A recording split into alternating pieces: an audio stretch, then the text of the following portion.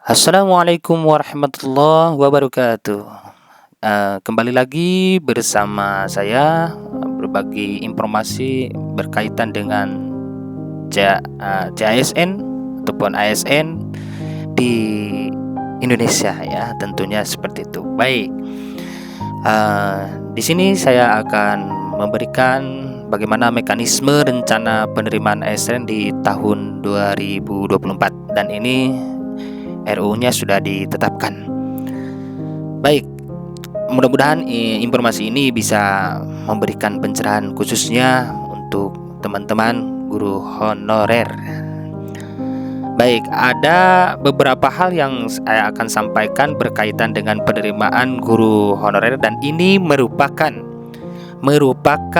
kabar bahagia khususnya teman-teman guru yang sudah mengabdi lama ya, yang menjadi guru honor selama ini. Ini ada prioritas yang dipikirkan oleh pemerintah khususnya dengan tujuan pemerintah bertujuan dan sudah memiliki rencana bahwa di tahun 2024 tidak ada lagi honor. Maka kebijakan baru ini sudah ditetapkan berdasarkan Undang-Undang ASN nomor 20 tahun 2023. Baik, teman-temanku beserta Bapak Ibu yang saya banggakan dan mudah-mudahan selalu diberikan umur yang panjang dan diberikan rezeki untuk tetap semangat mencerdaskan anak-anak bangsa.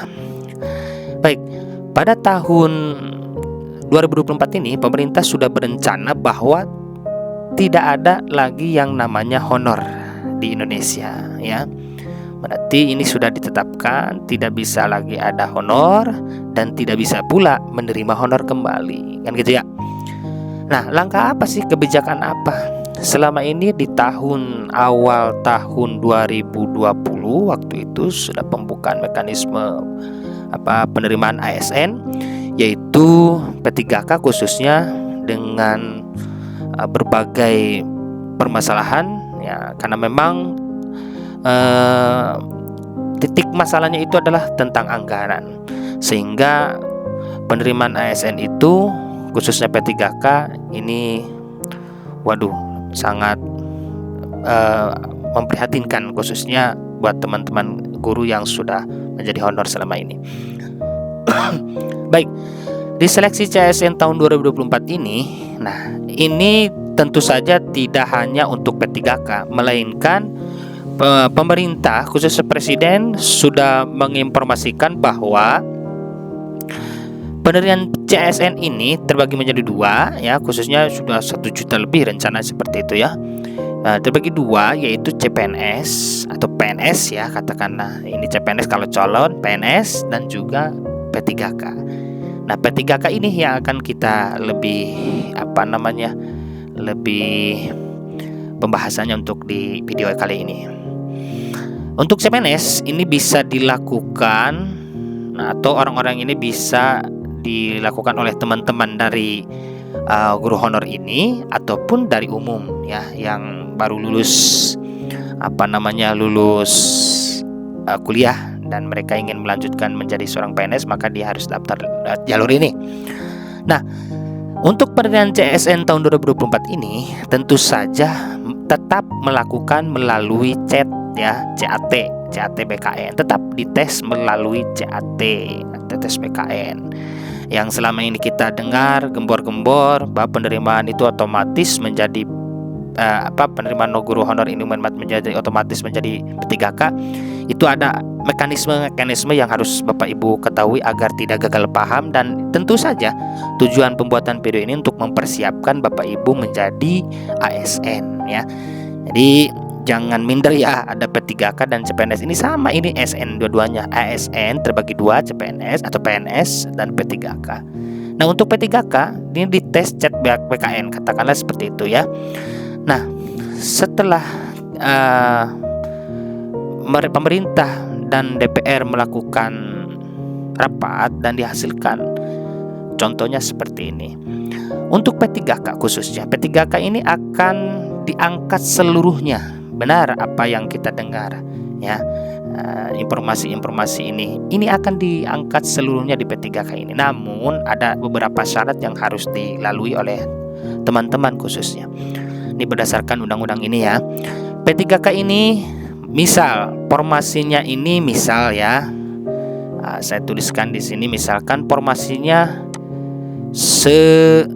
berapa ya, 100 ya, 100 orang katakanlah seperti itu dari seluruhnya. Maka dari 100 orang ini, sebentar, dari penilaian 100 ini ya, dari 100 ini akan dibuka sehingga ada yang namanya lowongan. Nah, dari 100 orang atau katakanlah ini 1.000.000 lah biar menjadi doa. 1.000.000 lebih, 1.000.000 lah.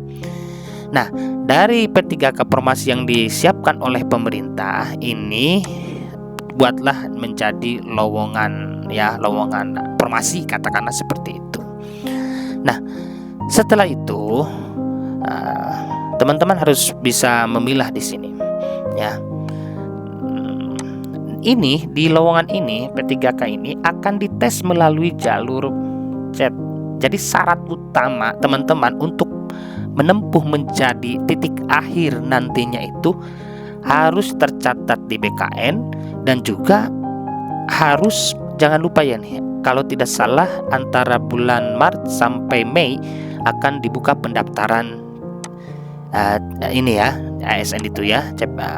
Siap-siap ini teman-teman daftar nih, jangan ketinggalan informasi. Yang penting daftar aja dulu, ikuti tes apapun yang terjadi nanti ya. Ini kita daftar dulu, lalu kemudian setelah nanti dibuka tanggal pendaftaran daftar, teman-teman ini akan dites ya, dites. Nah, misal formasi di satu tempat, satu sekolah misalkan ada formasi 1 itu ya. Dari sini ya, katakanlah dari satu titik ini ada formasi. Kemudian yang daftar itu dari 1 orang yang daftar, misal yang daftar ini ada 400 orang. Nah, yang daftar melamar ke sekolah tujuan itu dapat 400 orang. Sementara formasi itu hanya ada 1 di satu tempat itu, katakanlah seperti itu. Yang lolos, yang memenuhi syarat ya, dari 400 orang. Nah, dari 400 orang ini hanya 1 kan yang dibutuhkan, berarti ini akan terambil 1 berarti akan dikurangi 1 orang. Sisanya berapa? Sisanya ada, berarti ada 300 berapa? 399. Nah, 399 ini kan gak lolos, gak memenuhi ya, gak memenuhi lowongan ini. Apa yang harus dilakukan? Kalau yang 1 orang ini, yang 1 orang jelas dia akan ditetapkan memenuhi lowongan menjadi P3K penuh waktu. Nah, ini jadi yang perlu Bapak Ibu ketahui. Formasi P3K itu ada P3K penuh waktu, ada P3K paruh waktu. Nah, karena tadi 1 orang ini, 1 formasi ini sudah terpenuhi oleh 1 orang yang lulus, katakanlah passing grade yang tertinggi peringkatnya ya, meskipun di antara 399 ini nilainya tinggi juga passing grade, tapi hanya 1 orang formasinya. Yang 399 kemana? Nah, sebentar saya ganti dulu ininya ya. Kemana? Ya, yang ini akan masuk ke sini teman-teman, yang tidak memenuhi syarat, tidak memenuhi lowongan ini. Berarti di sini akan tersisa 399 gitu ya. Oke. 399 ini akan memenuhi seperti ini. Ke sini tidak memenuhi syarat, artinya dia tidak masuk ke sini nih, tidak masuk ke P3K penuh karena memang formasinya hanya 1. Itu ya. Ini hasil daripada chat tadi. Tetap kita mengisi soal P3K itu ya. Nah, bagaimana kelanjutannya? Katanya tadi diangkat ke seluruhnya. Nah, ini secara otomatis akan diangkat, yang 399 orang ini akan diangkat menjadi P3K paruh waktu, Bapak Ibu. Ini kabar bahagianya.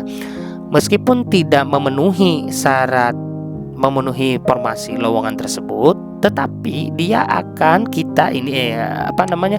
yang tidak lolos ini, yang tidak memenuhi lowongan ini akan masuk ke P3K paruh waktu.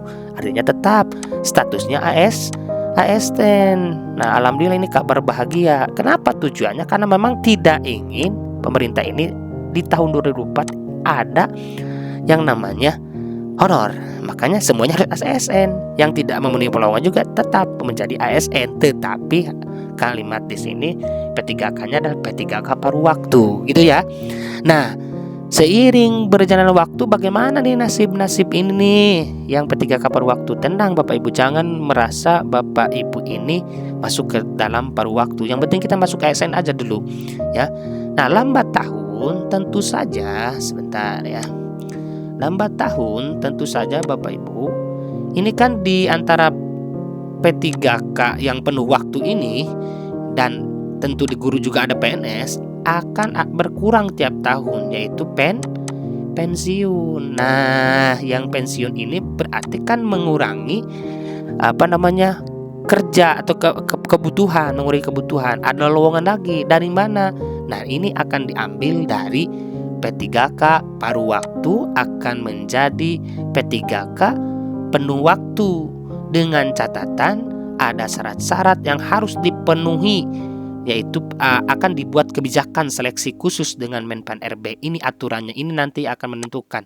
Mungkin dilihat dari masa kerja, mungkin dilihat daripada kredibilitas ataupun kemampuan orang tersebut, ataupun dilihat dari segi apapun, sehingga dia akan otomatis menjadi P3K penuh waktu.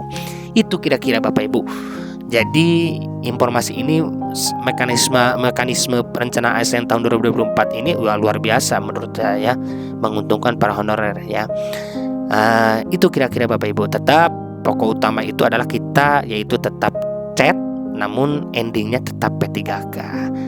Berarti kita jangan sampai ketinggalan. Intinya adalah membuat akun. Ya, kalau kita tidak membuat akun, mau gimana kita jadi P3K penuh waktu ataupun paruh waktu?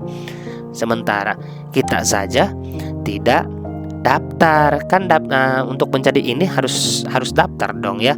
Nah, pokok utama Bapak Ibu dari sekarang pantau terus informasi ya, bagaimana dan kapan waktunya pemerintah membuat pendaftaran, membuat akun ini ya.